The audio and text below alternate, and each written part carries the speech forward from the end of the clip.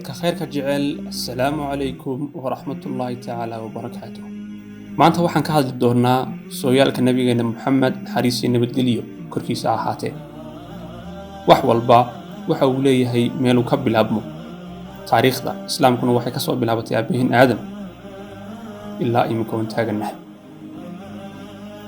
taariikhda ama sooyaalka islaamka ah ee casriga ama cusub aan kama dambaysta lahayn waxa uu soo bilaabmay 14 qarni ka hor nabigeena Muxamed naxariis iyo nabadgelyo korkiisa ahaatee ayuu eeba u doortay inuu noqdo kii qaadi lahaa ama xambaari lahaa culayska ay leedahay baaqi dadka oo dhan ugu yeedhay marka loo eego nabiyadii ka horreeyay wax loo diri jiray tolkooga ama qabiilkooga maanta isagaan kaga hadli doonaa muuqaalkan imikii haatanna waxaan u gari doonaa abtirsiinta nabi Muxamed naxariis iyo nabadgelyo korkiisa ahaatee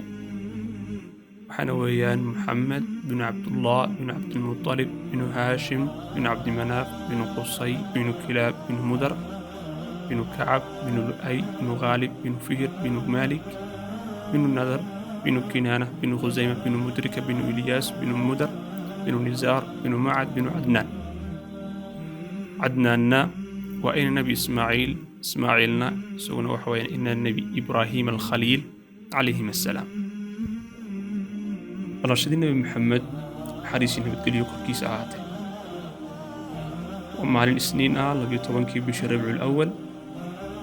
سنة كمرودية وسنة كي أبرها كسود دولي مكة اسكون دي إنو دميو كعبة شرفت له بايا كدفاع ذي كعبة ديسا ودورك لسمي أبرها يعيدن كيسي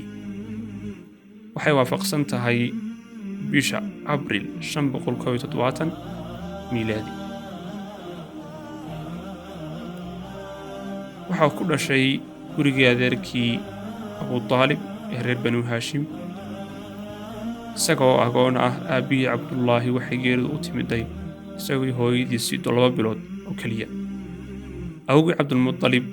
ayaa gacanta ku qabtay haweenay ayuu u dhiibay si ay naaska u nuujiso haweenayda magaceeda waxa la odhan jiray Xaliima bintu Du'ayb kuna magac dheer Xaliima Saadiya su'aashii maalintoona isweydiinay jawaabteedu waxa weeyaan hal wax kali ah oo laba lahayn jawaabtuna waxa weeyaan shayga kale haatan laba lahayn waa Ilaahay su'aasha maantuna waxa ku leedahay wax laba ah oo saddex lahayn